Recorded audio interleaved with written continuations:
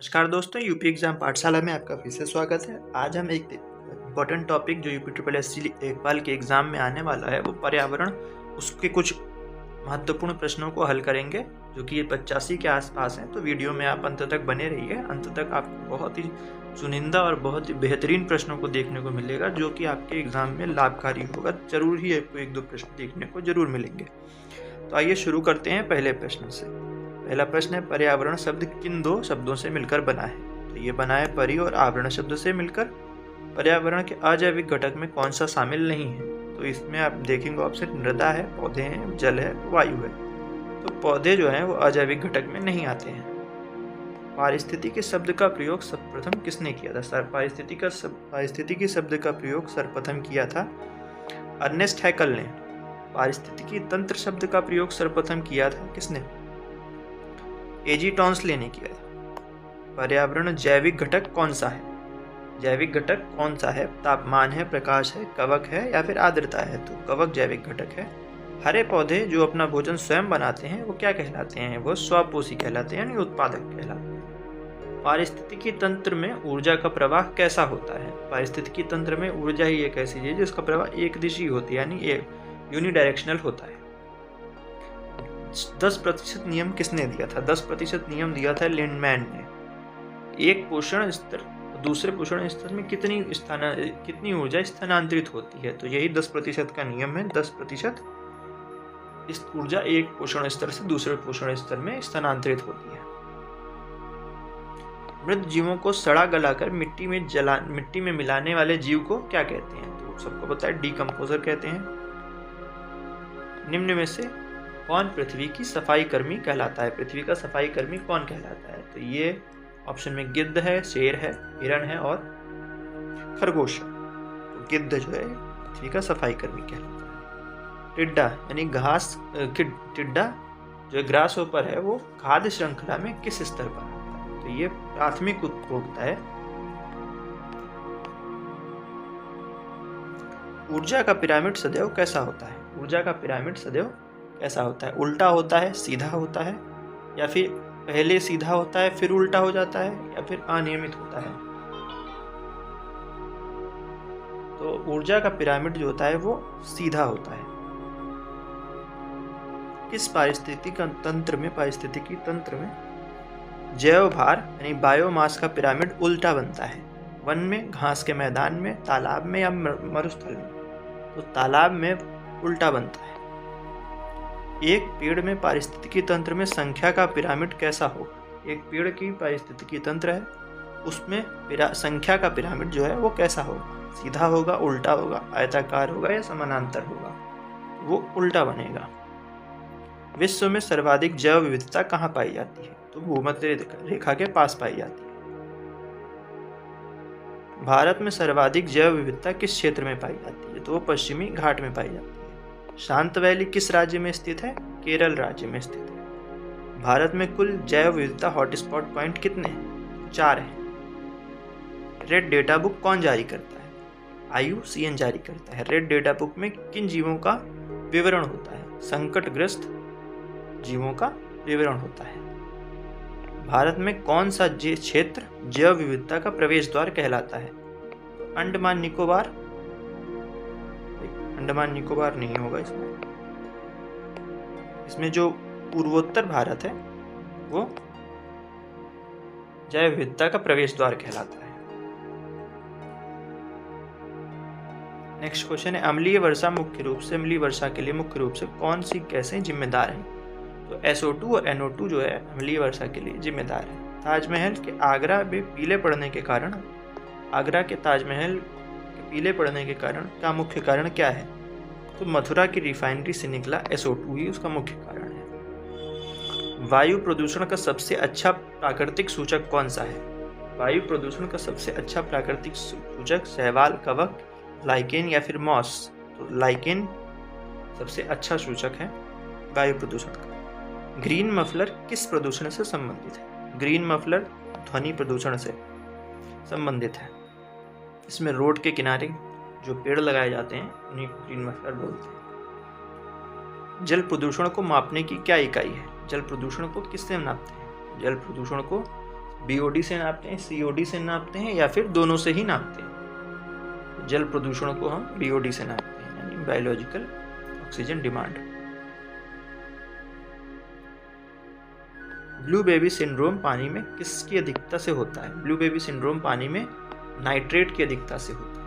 Mini माता रोग जो होता है किसके कारण होता है? वो पारा के यानी मरकरी के कारण होता है। इटाई रोग किस प्रदूषण के कारण होता है? कैडमियम के प्रदूषण के कारण इकाई रोग होता है। ब्लैक फुट किसके कारण होता है? ब्लैक फुट किसके कारण होता है? हमको बताना है कि ब्लैक फुट किसके कारण होता है। तो ब्लैक फुट आर्सेनिक के कारण होता है, फ्लोराइड के कारण होता है, नाइट्रेट या फिर तांबा। ब्लैक फुट आर्सेनिक की अधिकता से होता है। धान के खेतों में और जुगाली वाले करने वाले पशुओं में कौन सी गैस निकलती है? तो वो मीथेन गैस निकलती है, CH4 निकलती है। ओजोन परत मापने की इकाई क्या है? ओजोन परत मापने की इकाई डॉप्सन है। ओजोन परत वायुमंडल की किस परत में पाई जाती है? क्षोभ मंडल में, समताप मंडल में, मध्य मंडल में या आयन मंडल में? ओजोन परत जो समताप मंडल में पाई जाती है। सबसे प्रमुख ग्रीन हाउस गैस कौन सी है? सबसे प्रमुख ग्रीन हाउस गैस जो है वो कार्बन डाइऑक्साइड है। चिपको आंदोलन जो कि 1973 में हुआ था किस राज्य से शुरू हुआ था? ये उत्तराखंड से शुरू हुआ था। चिपको आंदोलन के प्रमुख प्रणेता कौन थे? सुंदरलाल बहुगुणा जी थे। दक्षिण भारत का चिपको आंदोलन किसे कहा जाता है? तो ये अपिक्को आंदोलन को दक्षिण भारत का चिपको आंदोलन कहा जाता है। नर्मदा बचाओ आंदोलन का नेतृत्व किसने किया था? मेधा पाटकर जी ने किया था। अपिक्को आंदोलन का संबंध कौन से राज्य से है? ये कर्नाटक राज्य से है। वन्य जीव संरक्षण अधिनियम कब पारित हुआ था? 1972 में पारित हुआ था। भारत में प्रोजेक्ट टाइगर की शुरुआत कब हुई थी? ये 1973 में हुई थी। पर्यावरण संरक्षण अधिनियम कब लागू हुआ? पर्यावरण संरक्षण अधिनियम 1986 को लागू हुआ। प्रोजेक्ट हाथी किस वर्ष शुरू किया गया था? प्रोजेक्ट हाथी 1992 में शुरू किया गया था। राष्ट्रीय हरित अधिकरण NGT की स्थापना कब हुई? तो 2010 में हुई। वन अधिकार अधिनियम किस वर्ष पारित हुआ? तो 2006 में पारित हुआ। भोपाल गैस त्रासदी किस वर्ष हुई? भोपाल गैस त्रासदी 1984 में हुई थी। भोपाल गैस त्रासदी से किस जहरीली गैस का रिसाव हुआ था? वो मिथाइल आइसोसाइनेट का रिसाव हुआ था। रामसर समझौता किससे संबंधित है? तो वो आर्द्र भूमि संरक्षण से संबंधित है। रामसर समझौता किस वर्ष हस्ताक्षरित हुआ था? 1971 में हस्ताक्षरित हुआ था रामसर समझौता।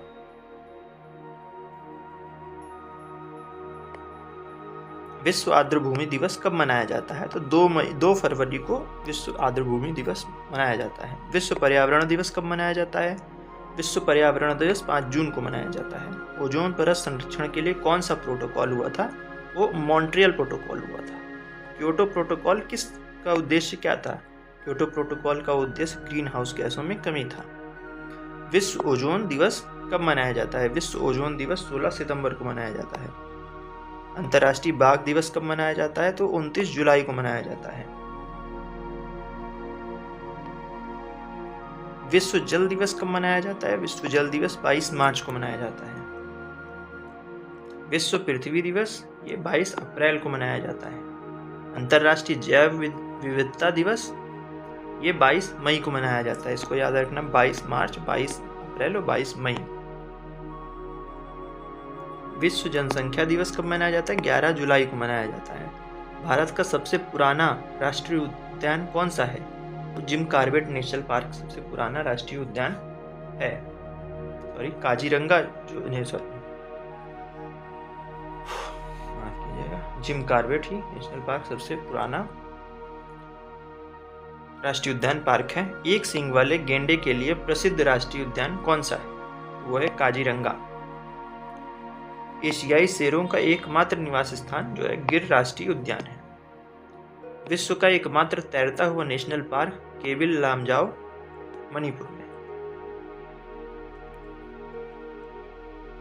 भारत का सबसे बड़ा राष्ट्रीय उद्यान पार्क वो है हेमिस। संघाई हिरण कहाँ पाया जाता है? संघाई हिरण पाया जाता है मणिपुर में।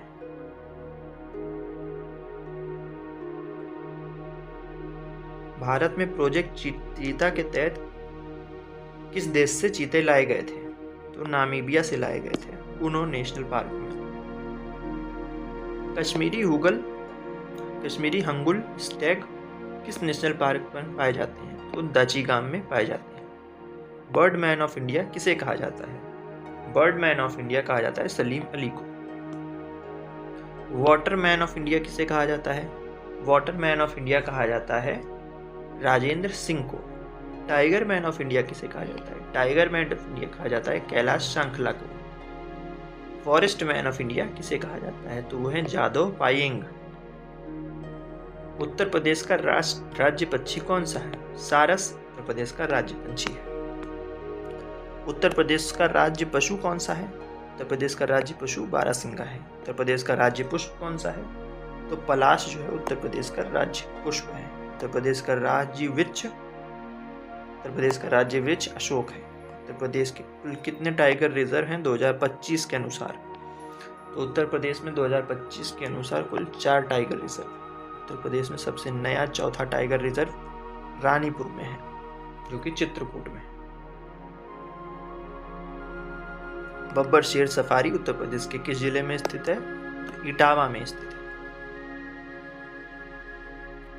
उत्तर प्रदेश के कुल कितनी रामसर साइट मौजूद है? अभी तक उत्तर प्रदेश में कुल 80 यहाँ पे रामसर साइट मौजूद है। बखीरा वन्य जीव अभ्यारण्य उत्तर प्रदेश के किस जिले में है? तो बखीरा जो है उत्तर प्रदेश के संत कबीर नगर जिले में है। नवाबगंज पक्षी विहार कहाँ स्थित है? नवाबगंज पक्षी विहार उन्नाव में स्थित है। नीरी NEERI मुख्यालय, नीरी का मुख्यालय कहाँ स्थित है? नीरी का मुख्यालय नागपुर में स्थित है। भारतीय वन सर्वेक्षण का मुख्यालय कहाँ स्थित है? वो देहरादून में स्थित है। भारतीय सौर गठबंधन का मुख्यालय ISA का मुख्यालय कहाँ स्थित है? वो अकेला है, ये यूपी में गुरुग्राम में स्थित है, हरियाणा गुरुग्राम में स्थित है। इसी के साथ ही हमारे 85 क्वेश्चंस कंप्लीट होते हैं। अगर आपको ये वीडियो अच्छी लगी हो तो कृपया करके इसको लाइक, सब्सक्राइब और शेयर जरूर करें और हमें बताएं कि आपको ये वीडियो कैसी लगी है। धन्यवाद आपका वीडियो के अंत तक बने रहने के लिए।